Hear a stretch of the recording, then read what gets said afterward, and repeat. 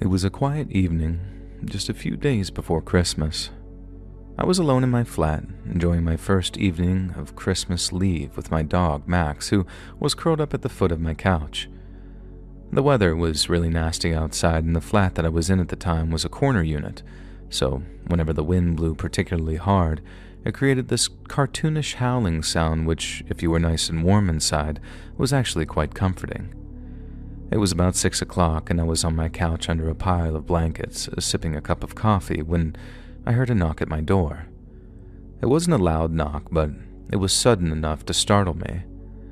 It wasn't often that anyone knocked on my door because we had an intercom system for the building. If someone was knocking, it was most probably one of my neighbors. I didn't hesitate to get up and walk down the corridor towards the front door, but out of curiosity, I had looked through the peephole so I could see who it was. And there was a man, dressed as Father Christmas, with a clipboard in one hand and one of those plastic charity collection cups in the other. You know, the kind with just a little slot in the top to put money in.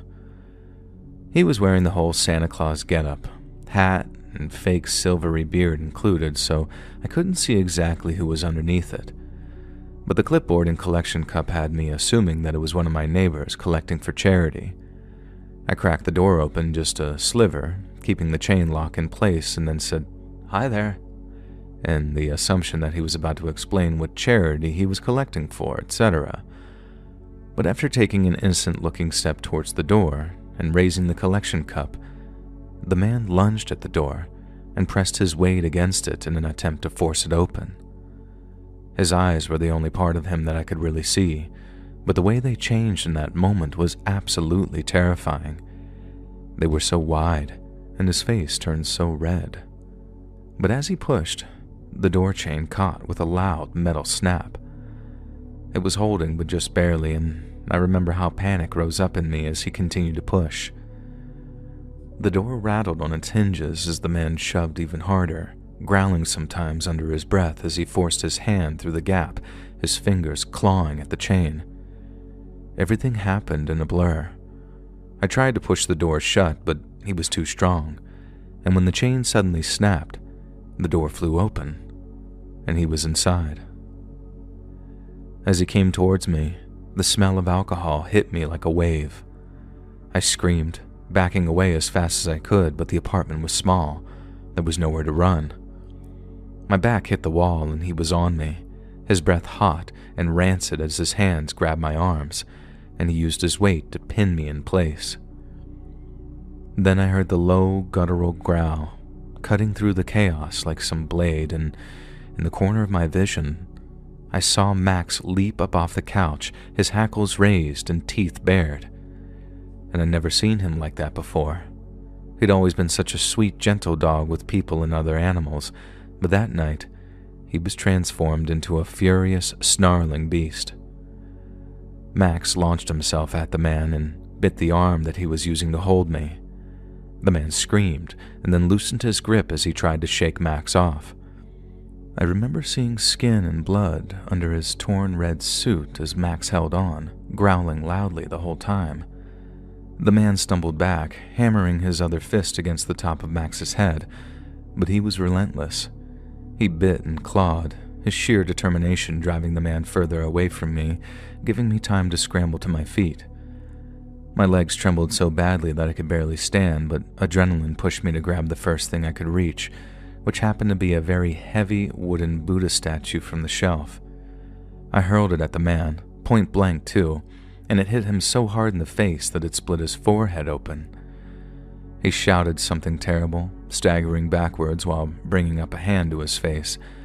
Max let go of his arm, but then chased him all the way down the corridor, snapping at his legs as he staggered back towards the open doorway, with blood streaming down his face and onto that fake silvery white beard. He stumbled out of my flat, but Max stopped at the threshold to bark ferociously at him as the man disappeared down the stairs. No one came out of their flats to help me. Most had gone home to see family elsewhere, I think, and anyone in those flats either didn't hear the commotion or just pretended not to. For a moment after I pulled Max in and closed the door, there was silence except for Max's ragged breathing. I managed to walk back into my living room, and then I sat down on the couch again, trembling and in a state of disbelief. It all happened so suddenly, and it had ended just as quickly. I think that it must have been no more than 2 minutes from the knock on my door to me sitting back down on my couch again. It was all surreal. Max trotted over to me, his tail wagging slightly as he looked up at me with this sort of "I did a good job" look. And I wrapped my arms around him, burying my face in his fur, and I started to cry. Eventually, I managed to pull myself together enough to call the police. They arrived quickly, and I explained everything, and they examined the scene before taking a few photos of the broken door chain. They were both very nice, and as one of the officers knelt down to pet Max, he said, "This one's a little hero, isn't he?" And I couldn't have agreed more. If it hadn't been for him, I don't know what would have happened, and thinking about it makes my stomach churn. The man in the Santa suit was caught not far away, still bleeding from the bites my dog had given him. The police later told me that he had a criminal record, a very long one, which honestly didn't surprise me. But what did surprise me was how brazen he'd been about it, how he'd just knocked on someone's door, almost at random. But it wasn't at random, not according to the police. It couldn't have been. And what they told me would come to haunt me for a very long, long time. And that night in bed, as I laid there with Max curled up beside me, I couldn't sleep. The apartment felt too quiet, too dark, and every little noise made my heart race. But whenever the fear threatened to overwhelm me, I reached out and rested my hand on Max's back, feeling the steady rise and fall of his breathing. He was my protector, my best friend, and I never felt so fortunate to have him in my life. Christmas came and went, but the break-in had a way of overshadowing things. I asked my mom not to tell anyone about it over Christmas dinner because it was a chance for me to try and forget about it, even if it was just for an afternoon. But even then, it was still there in the background. I felt a lot less safe back in my flat, and any safety that I felt before felt like a silly little illusion, but I also felt a deep sense of gratitude. I was okay. Max had saved me, and that was all that mattered. From that day onward, I never took his loyalty for granted. I gave him extra treats, took him on extra long walks, and gave him all the love I could possibly give. He had been there for me when I needed him most, and I would spend the rest of my life repaying that debt.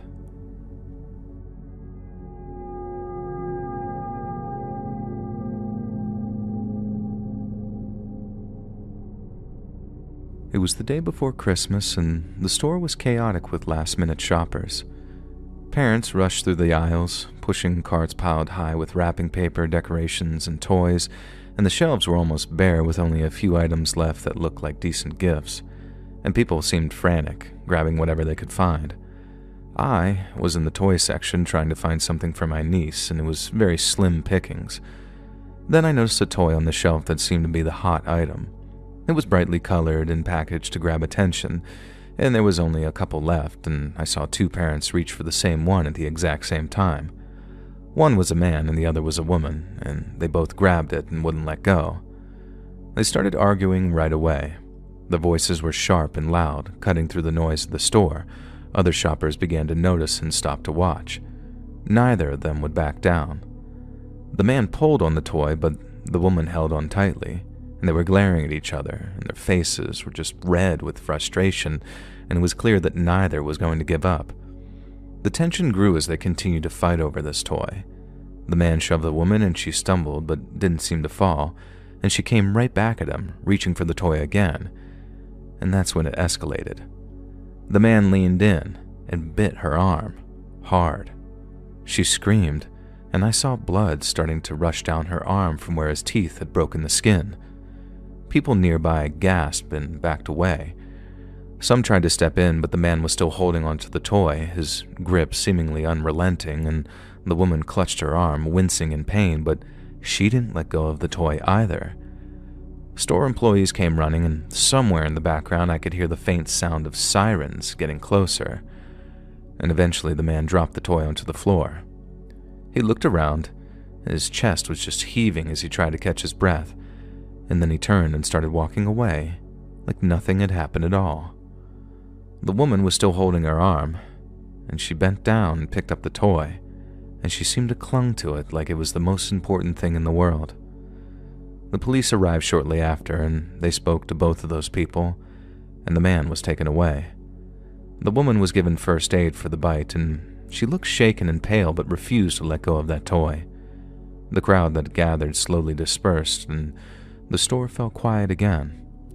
People whispered as they walked away, avoiding that section of the store, and I left the store without buying anything. My hands were empty, but my mind was full of many questions. How could something like that, like a toy, lead to such violence? And as I walked to my car, I kept thinking about the child who would receive that toy. Would they ever even really know what their mom went through to get it? I hoped they wouldn't, but I couldn't shake the uneasy feeling that the whole scene had left behind.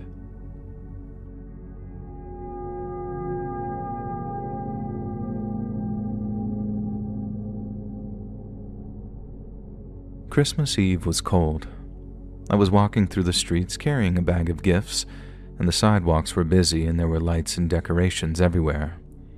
I saw a man sitting on the curb near an empty lot, and his coat was very old and torn.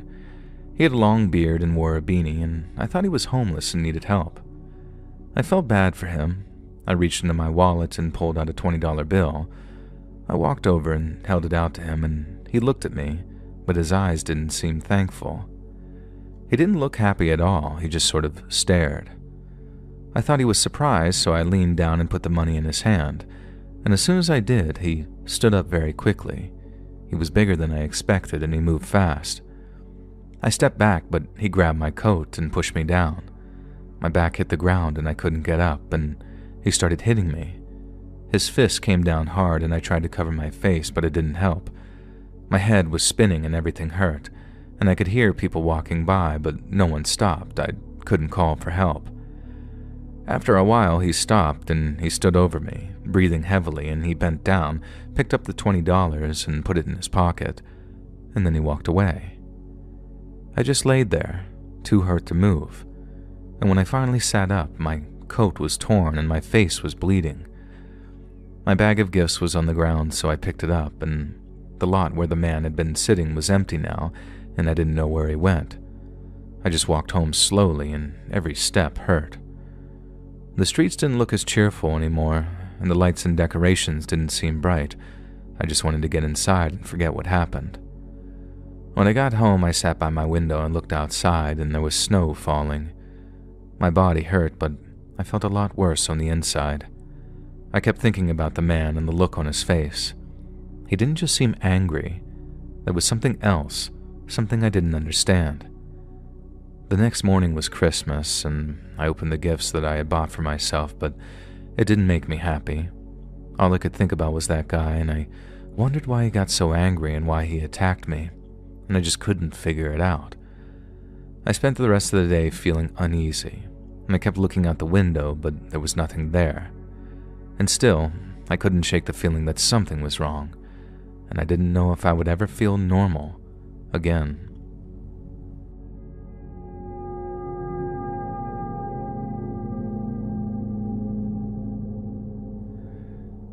It was a Monday, exactly 1 week before Christmas, when I arrived home from work to find a package on my family's front porch.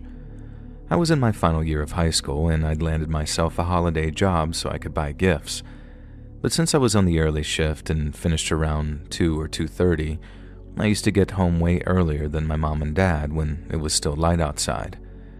It was addressed to my dad, around the size of a shoebox, and had "Handle with care" written on the plain brown wrapping paper. It didn't look like a Christmas gift, but since it was that time of the year, I figured that's what it was. I carefully picked it up and immediately noticed that it felt much heavier than it looked. I remember thinking, okay, whatever's inside must have been expensive, because the weight of it, coupled with the "Handle with care" thing, that made me think that it was some dishware, maybe even a car stereo, kind of thing that he was into. Carefully, I set it down on the kitchen table, trying to figure out who it might be from. My dad didn't have many friends and he spent most of his time at work, so I figured it was either from a client or someone from his small circle of friends. I didn't put too much thought into it though, because all would be revealed come Christmas when he opened it. At least, that's what I thought. Mom came home a few hours later, then Dad was the last to get home at around 6 that evening. We showed him the package the second that he'd stepped in the kitchen, then after making coffee and asking us about our days, Dad took the package up to his office. Mom told him that he should wait till Christmas before opening it, but Dad was right when he said nothing on the package marked it out as a gift, and the wrapping paper was plain and there wasn't any sort of Merry Christmas written on the tag. The only distinctive marking it had was my dad's name, so he figured it was something to do with work and wouldn't be particularly exciting. The last thing my mom said to him was something like, "Well, if it's edible, at least share some with us." And he said he would, and then he walked out of the kitchen. Seconds after my dad carried the package up to his office, I finished my coffee, put the cup in the sink, and then walked into the family room and flopped down on the couch in front of the TV. I was flicking through the channels when I called out to my mom asking what time dinner was going to be ready. I didn't get to finish that sentence, though. I was midway through when we both heard this very tremendous bang coming from upstairs, and we met each other in the hallway. Mom and myself, I mean, and then ran upstairs to see what the hell made that noise. Mom made it to the door of my dad's office first, and when she opened it, I didn't see what was inside. I just sort of smelled this burning of chemicals before Mom started to scream. And what happened next was kind of a blur. I remember looking into the office and seeing my father, but then immediately slamming the door closed again because he wasn't him anymore. It was a complete mess in there. Pieces of him were everywhere, and I knew he was dead. There was no bringing him back, and there was so much blood and bits of body everywhere that my gut reaction was to just not want to see him. My priority was Mom, and it kind of amazes me how I figured all that out in a fraction of a second, totally wordlessly. She saw what she saw and screamed, like you might expect any regular person to do when they see their life partner blown apart in front of them. But with me, it was like a shutdown. Emotionally, I mean, so I could deal with the fact that my mom was having a complete nervous breakdown right before my eyes. I mean, given what she'd seen, what we'd just seen, there was no telling what she was going to do. The only thing I could get her to focus on was calling 911, so that's what we did. But then, she told the 911 operator what had happened, and then that sent her into a spiral again. She wailed and cried and passed the phone over to me, and I had to leave the room just to be able to focus on what was coming out of my mouth. It was terrible.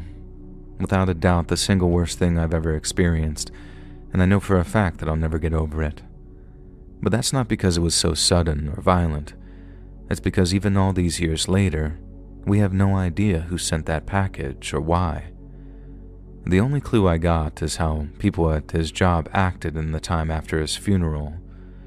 Dad worked for some import or export company that operated out of Los Angeles and San Diego. He made them a lot of money, and he was paid handsomely for his services. The company was amazing in the initial aftermath of his death.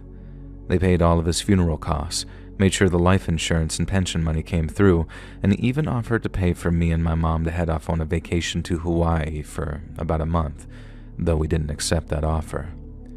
And when it came time for me to try and find out what Dad actually did for them, as in what his job was, they completely shut down and started stonewalling us.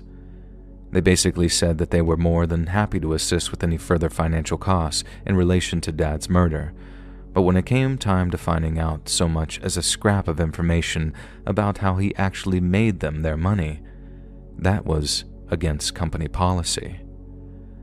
They promised that they'd worked hand in hand with the cops should they reach out to talk to them, but then, according to those very same cops, the company only did the bare minimum that they were legally required to do, and then their lips were sealed. As one cop put it, they went out of their way to ensure that we only had a vague job title and description in the form of product acquisition and very little else, We didn't know what his day-to-day looked like. We didn't know the names of the people he worked with, and when it came to the possibility of Dad making any enemies through his job, his bosses and coworkers were less than helpful.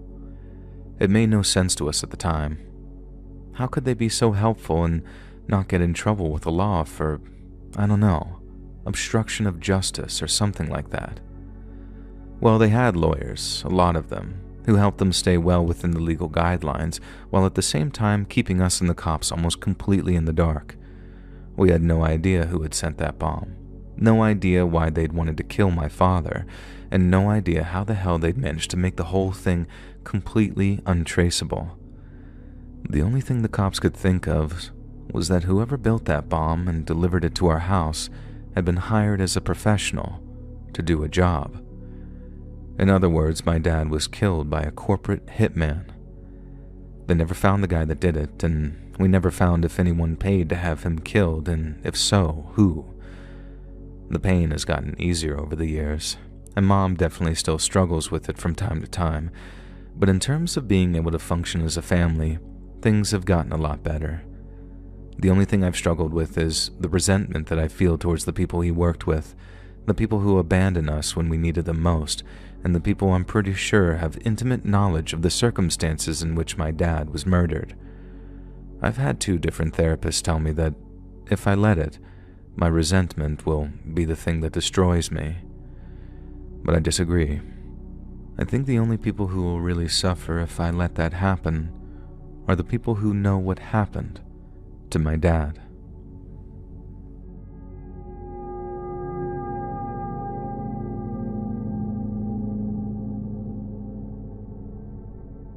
Ireland is my home, and I love it here.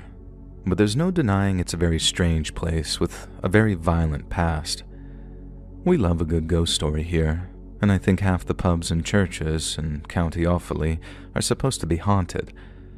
But I've got a little theory regarding our affinity with the macabre. You see, when your lush green emerald isle is thus because it's been watered with the blood of countless conflicts, a daft old story about some wailing apparition is considered entertainment. The story I've got for you today isn't one of ghouls, ghosts, or goblins. It's something that actually took place in a little village named Kilmoola. In Old Gaelic, Kilmoola means the forested hill, which isn't a very creative name for a place that sits on a hill with a load of trees on it, but it was there for hundreds upon hundreds of years, before a slow, steady decline saw it abandoned and derelict. Being right on the border between Great Britain and Free Ireland, the area around Kilmoola became a hotspot for cross-border arms smuggling from the 60s onwards. At any one time, the place was either crawling with police, British Army, or the IRA, which was naturally a lot of bother for the folks living there. And so by the early 90s, the place was a ghost town. I know all that because my granddad grew up in Kilmoola, and I thought that he'd be sad to see his childhood home a crumbling ruin that doesn't even appear on maps after about 2010. But he once told me that Kilmoola becoming a derelict was the best thing to ever happen to it. He said it was a terrible place where terrible things happened, and he was glad his family moved away when they did.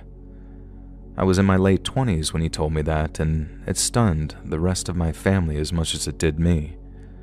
We'd always assumed that he'd had quite a happy childhood, but it turned out our granddad had never really talked about growing up in Kilmoola. He'd mentioned old school friends here and there. He'd often spoken of his family too, but he'd stayed relatively quiet about his place of birth. So much so that when he did finally tell us about it, we could barely believe our ears. According to Granddad, Kilmoola was, for want of a better word, cursed.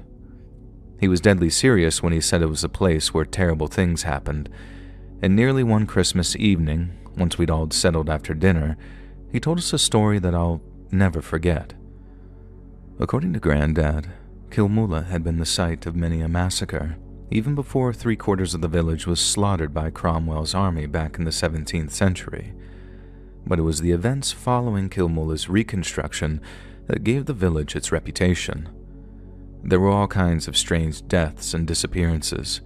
People went mad or developed strange illnesses. But without a shadow of a doubt, the worst thing that happened during Grandpa's childhood happened during Joseph Flaherty's Christmas shindig. The Flaherty family owned a small farm on the opposite side of the River Blackwater, and on it, they had a farmhouse, a few fields, and a whiskey distillery. They weren't exactly a wealthy family by any stretch of the imagination, but they had a few friends and employees, and they liked to throw a little shindig every Christmas to say thank you for everyone's love and hard work. As you can imagine, the presence of a distillery on the land made the Flaherty's shindigs very popular affairs, and none were so popular as their Christmas get-together. Year after year, they threw the best party in the whole of County Monaghan, until one year in the early 30s, when the Flaherty family threw their final shindig. As November rolled over into December, and festive feeling began to spread among the townsfolk, people began to look forward to the annual Christmas shindig. But then, one night, someone pinned a note to the Flaherty's door, and roughly speaking, this is what it said: "Your irreverence for the holy season has gone on long enough. Proceed, and there will be consequences." The note was evidently referring to the Christmas shindig, which, given the abundance of whiskey on the premises, were always rowdy affairs where music was played long into the night. But the note wasn't signed, and nor did they specify what those consequences might be. Furious inquiries were made, with the family patriarch Joseph demanding to know who'd pinned the note to their door. He asked almost everybody in Kilmola face to face, demanding each of them to swear they knew nothing of the note or its author. Most people were horrified and told Joseph that not only had it not been them that left the note, but he'd be the first person they told if they found out. Convinced it was merely a lone killjoy hoping to ruin his fun, old Joe Flaherty went ahead with planning his shindig. In fact, one might say in typical Irish fashion, he redoubled his efforts as a show of defiance. He organized for a full band to travel down from Monaghan town, promised a festive feast that outdid anything that had come before, and according to Grandad, was even rumored to have purchased a few bottles of the finest French champagne from a purveyor in Dublin. As the weeks went by, and the date of the shindig approached, Grandad remembered people getting more and more excited with each passing day. People had to work very hard back then to maintain what little they had, so the idea of being able to let their hair down and dance away their worries was obviously of massive appeal, and it appealed to a hell of a lot of people too. Usually the Flaherty family extended invitations to friends, families, and employees, but that year they told their employees to bring their friends and their friends' friends and just about anyone who'd fancied a good old-fashioned piss-up. And then before long, half of County Monaghan was expecting the night of their lives in the old Flaherty house, but not Grandad. He said the Flaherty's Christmas shindigs were no place for a child. And with all that drink and all those unmarried young people, it was safe to say that some very ungodly things occurred at those shindigs. But that's exactly why my granddad's older brother, so my great-uncle, was so excited to attend. He'd had his eye on a girl from the next town over, Molly or Holly or whatever, and having heard that she was planning on attending, he was dead set on going himself to try and court her. But as it turns out, going to that shindig was the biggest mistake he ever made. And so on the night of the party, all the attendees head off in their finest clothes and dancing shoes, all intending on having the night of their lives. Some weren't expected home until the wee small hours of the morning, and others not until the following day. So at first, their unexpected absences were met with nothing but assumptions of a grand old hootenanny. County Monaghan's wives and mothers weren't best pleased, that much is true, and Grandad remembers his mum getting in a right old nark that my brother failed to come home. But after the morning and afternoon passed with no sign whatsoever of any returning partygoers, people began to worry. When it became evident that not a single person that had been to that party had returned home, a group of the older and more responsible menfolk walked all the way over to Flaherty Farm to see what the crack was. Apparently, they knew something was wrong from how quiet the place was as they approached, but it was only once they were inside that they saw how terrible things truly were. That winter had been an exceptionally cold one, and the weather had been equally grim on the night of the Christmas shindig. So instead of heading home when suitably sauced, the partygoers saw fit to sleep wherever they could find a spot.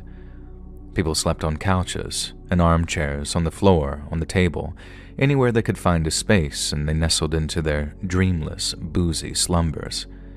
And for most of them, the places they chose to sleep were the places they died. At some point, we suspect very early in the morning, a group of men approached the Flaherty farm and quietly made their way into the farmhouse. There, almost 30 people slept in the home's many rooms, many of them in a deep and dreamless sleep from all the whiskey they'd guzzled down the night before. Then after, quietly creeping among the sleeping revelers, the interlopers began to silently slaughter them. One by one, they sliced into their throats or drove their knives into their hearts, working quickly, quietly, and with devastating effect. When people started to wake up here and there, they were set upon to silence their screams. Then when the killers lost control of the situation, they produced pistols and opened fire. We know all this because the police examined the scene sometime afterwards and were quite easily able to determine who had been killed in their sleep with a blade versus who had been shot while trying to escape or fight back. We also know the killers once again pinned a note to the Flaherty's door. "We warn them," was all it read. Granddad said that almost every family in County Monaghan lost a loved one on that morning, and what followed became known as the Black Christmas of 1943. What should have been a season of joy and goodwill became a season of mourning and funerals, and an awful lot of police officers had to work over Christmas when they'd otherwise thought they'd be free to enjoy their goose and their Christmas pudding with family. And the people who committed the act of mass murder were never found. The police believed they'd found the boot prints of 3 men leading off in the direction of the nearby river, but it's there that the trail ran cold, quite literally, as the river was so cold it was close to freezing over. The police suspected the killers had waded down the river in order to avoid leaving tracks, as it was too shallow in many parts to effectively row a boat. But to a person, it's not exactly ankle deep either. Whoever killed all those people were content to wade through a freezing cold river, possibly for miles, in order to properly cover their tracks. Granddad said that made some people think the killers were not human, but to me, that just shows how psychopathically determined they were to avoid punishment. The police searched high and low for them, questioned every priest in County Monaghan to see if they knew anyone who might be capable of such a thing, but not a soul could help them. My great-uncle had been one of those murdered at the party, supposedly being one of the last to die while trying to fight back against his killers. Granddad said that gave him consolation, but their mother was distraught. He could have died in his sleep, at peace and unaware, but instead, her son died terrified at the hands of killers who never saw justice for their crimes. The grief of losing their son was partly why the family moved away to begin with. But like Granddad said, there was other stuff going on around Kilmoola that he called unnatural. He died before telling us any more detailed stories about the bad things which happened to his old hometown, which, to me, both is and isn't a shame. I'd have loved to have learned more about it, but at the same time, I'm glad he didn't have to go picking at old wounds.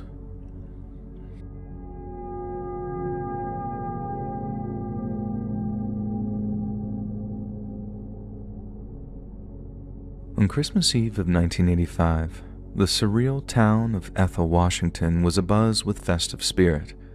Christmas lights adorned houses and carolers filled the streets with songs of joy.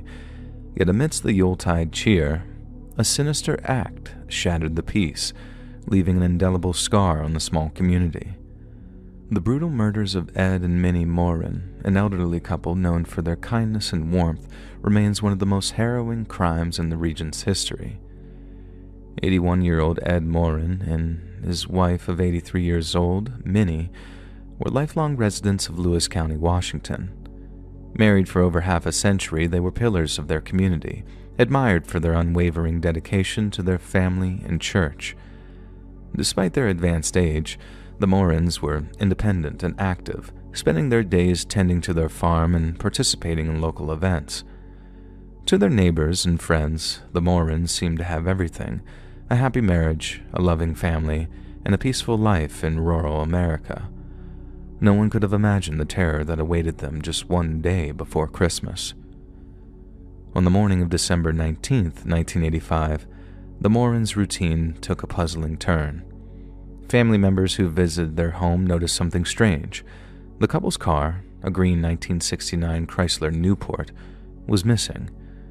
Their home appeared undisturbed, yet Ed and Minnie were nowhere to be found. A mysterious phone message left for their son suggested that something was amiss, but the message revealed no clear signs of danger. When their family tried calling, there was no answer.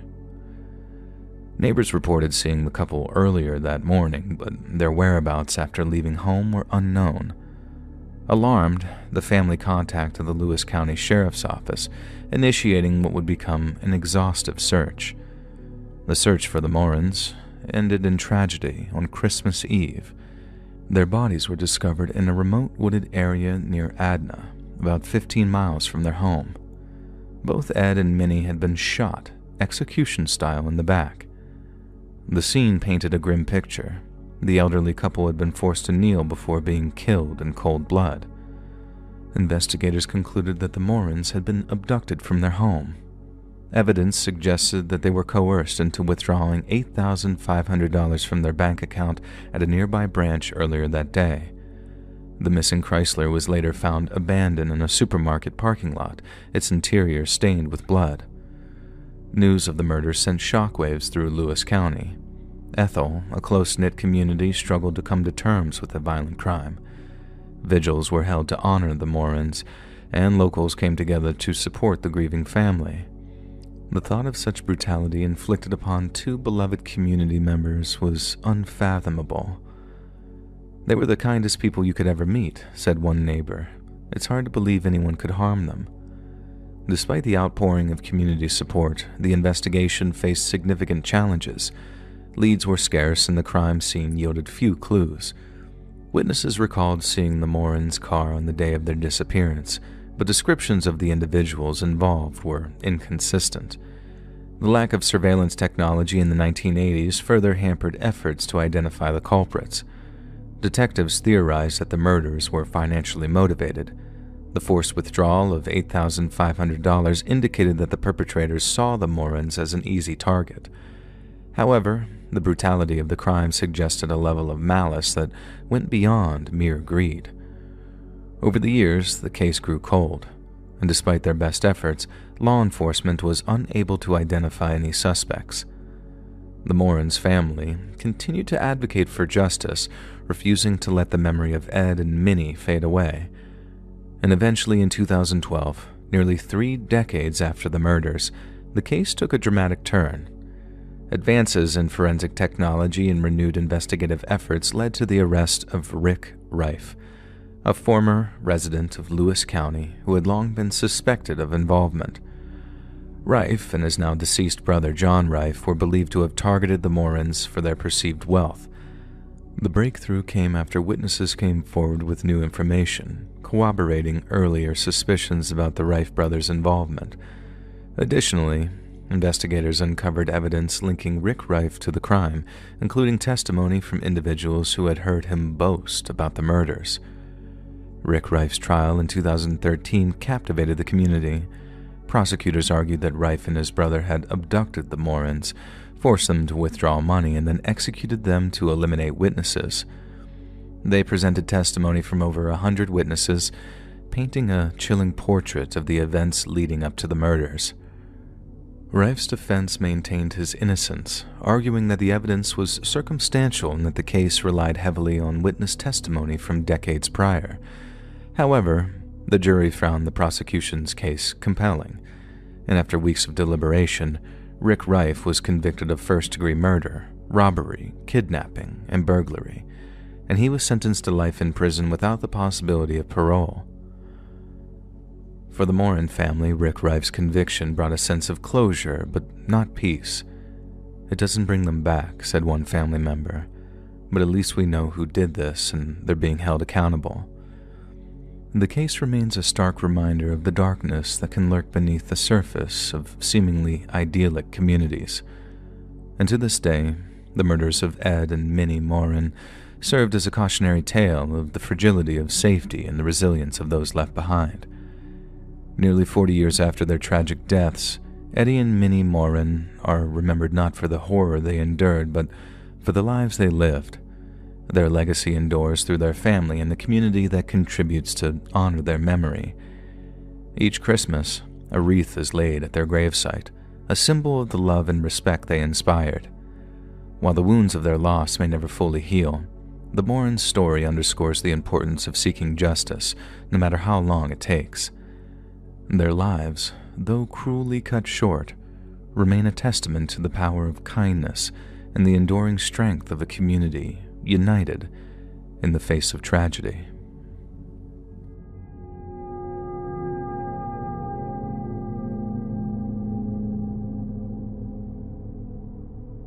On Christmas Eve of 2011, the festive spirit of Nashville, Tennessee was suddenly and violently shattered by the brutal murder of Paul Logan, a 55-year-old businessman known for his generosity and kindness of spirit.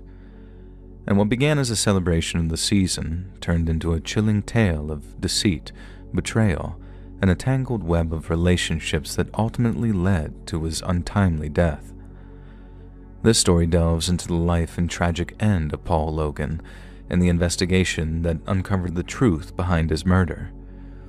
Paul Logan was a very popular and highly respected figure within the Nashville community, and as the owner of a successful real estate company, he'd earned himself a vast fortune through the sale of local properties. He had a reputation as a hard worker and a big spender, but Paul has also built a reputation for helping those in need. Friends and family described him as a man of integrity, someone who would regularly go out of his way to assist others. He lived alone in a modest yet well-appointed home in the suburbs of Nashville, where he often hosted holiday gatherings for friends and colleagues. On December 24th of 2011, Paul had plans to attend a Christmas Eve service at his local church, followed by a dinner with close friends. When he failed to show up, concern quickly grew. Calls to his phone went unanswered, and then by Christmas morning, when he still failed to answer calls, his friends decided to check on him. What they discovered would haunt them forever. Paul Logan was found dead in his living room, lying in a pool of blood. He had been stabbed multiple times, and signs of a violent struggle were evident. Furniture was overturned, and a shattered lamp lay nearby. The Christmas tree, once a symbol of holiday cheer, stood askew, its decorations scattered across the floor. The scene painted a grim picture of Paul's final moments. Investigators were called to the scene, and it was immediately clear that this was no random act of violence. There were no signs of forced entry, suggesting that Paul either knew his killer or had willingly allowed them into his home. Detectives began piecing together Paul's final hours, interviewing friends, neighbors, and colleagues. One of the first breakthroughs came from a neighbor who reported seeing an unfamiliar car parked outside Paul's home late on Christmas Eve. The description of the vehicle, a dark sedan, would later prove crucial. As investigators delved into Paul's personal life, they uncovered a complex web of relationships. While Paul was generally well-liked, he had recently been involved in a business dispute with a former associate, Eric Matthews. The two had parted ways acrimoniously after a failed real estate deal, and Matthews had reportedly made threats against Paul. This immediately placed him on the radar of the police. As the investigation continued, forensic evidence from the crime scene provided a major lead. A blood-stained knife, believed to be the murder weapon, was found discarded in a trash can a few blocks from Paul's home. DNA analysis revealed two profiles, Paul's and an unknown individual.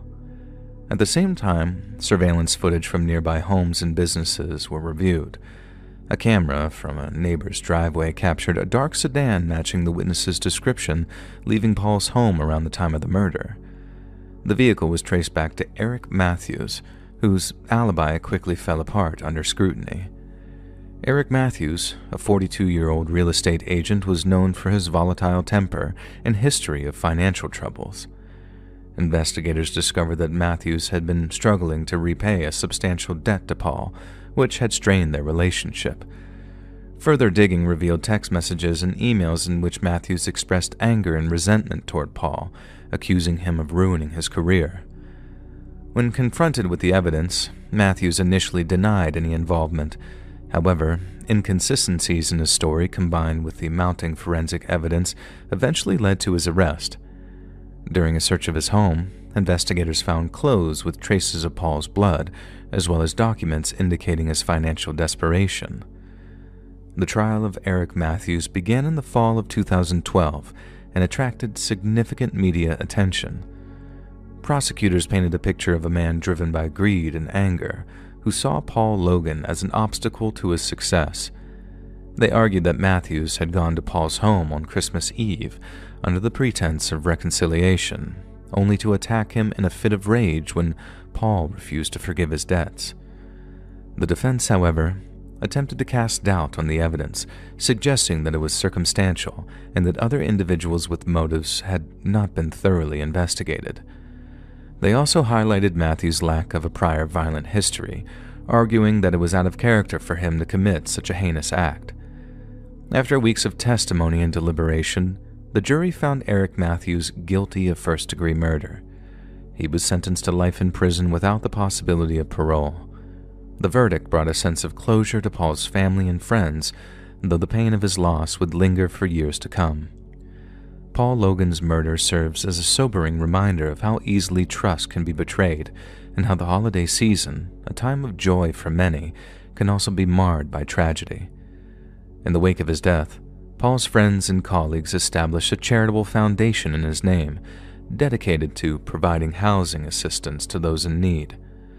A fitting tribute to a man who devoted his life to helping others. The murder of Paul Logan is a stark example of how personal and financial pressures can spiral out of control, leading to devastating consequences. It's a story that underscores the importance of vigilance, even among those we consider friends and colleagues, and the enduring impact of violence on a community. And though justice was served, the memory of Paul Logan continues to inspire acts of kindness and generosity in Nashville and beyond. His legacy reminds us that, even in the darkest of times, the spirit of compassion and giving can prevail.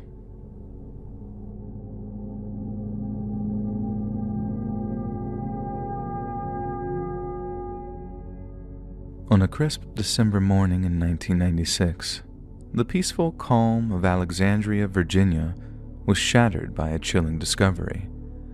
In a small, serene cemetery nestled between the headstones lay the lifeless body of an unidentified woman. She appeared to have passed peacefully, yet the circumstances surrounding her death were anything but ordinary. Beside her, an artificial Christmas tree stood as a silent sentinel, a poignant symbol of the holiday season. To this day, she is remembered as the Christmas Tree Lady. It was December 18th of 1996 when a groundskeeper at the Pleasant Valley Memorial Park in Alexandria came upon the body. She was reclining on a plastic sheet, her head resting on a clear bag filled with shredded green and white Christmas tinsel. Her attire was unremarkable: a blue trench coat, a sweater, and slacks, all neatly arranged.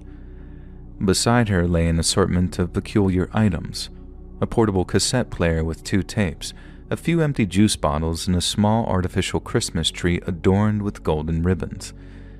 Yet the most striking detail was the absence of any outward signs of violence. Authorities would later conclude that the circumstances of her death were a mystery, but that she had been killed using a combination of alcohol and antihistamines. However, this conclusion did little to explain the killer's motivations or the identity of their victim. The Christmas Tree Lady was estimated to be between 50 and 70 years of age. She had graying auburn hair and wore glasses. Her clothing, while unassuming, was clean and suggested a middle-class background. She carried no identification, and her fingerprints were not in any database, leaving investigators with few clues as to who she was. A note was found among her belongings, cryptic in its content but revealing her intent. It read, "Deceased. Prefer no autopsy. Please order cremation with funds provided. Thank you, Jane Doe. Attached to the note was a $50 bill, presumably intended to cover the costs of her cremation. The bizarre request for anonymity, even in death, was chilling, leaving investigators and the public alike to wonder who murdered her and why. The lack of identification and the meticulously planned nature of her death fueled speculation. Why had her killer chosen this particular cemetery? Why had they brought an artificial Christmas tree? And was there a deeper significance to the holiday season in her decision? Some theorized that the victim was a widow, or someone who had recently suffered a personal tragedy. Some speculated that the cemetery itself might hold a connection to a loved one she'd lost, yet searches of the burial records revealed no obvious links. Others suggested that she might have been homeless or estranged from her family, yet her clean and well-maintained appearance seemed to contradict this theory. The presence of the artificial Christmas tree is perhaps the most mysterious aspect of the case. It seemed deliberately placed, standing as a stark reminder of the season of joy and togetherness. Some have speculated that the tree was a symbolic gesture, representing a longing for connection during a time of year when loneliness can be particularly acute. Others believe it was an attempt to mock the very nature of the holiday season. Authorities pursued every lead they could find, though there were precious few. Local and national databases yielded no matches for her fingerprints. Her dental records provided no answers. Investigators released sketches and details of the case to the public, hoping someone might recognize her, but no one came forward. The cassette tapes found at the scene contained recordings of classical and religious music, further deepening the sense of mystery.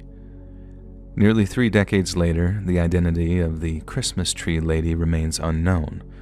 Her story has become a poignant reminder of the hidden struggles many face, particularly during the holidays, when the lonely and vulnerable can be isolated and targeted during the coldest and darkest times of the year.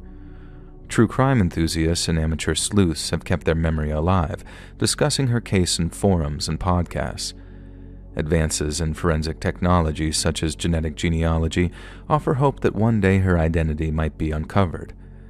Until then, the Christmas tree lady stands as a haunting symbol of an unsolved mystery, her story etched into the annals of true crime lore. The years since her death, the Christmas tree lady has touched the hearts of many who have learned of her story. As investigators and the public continue to ponder her identity and the meaning behind her final acts, her legacy endures, wrapped in the enduring mystery of a story untold.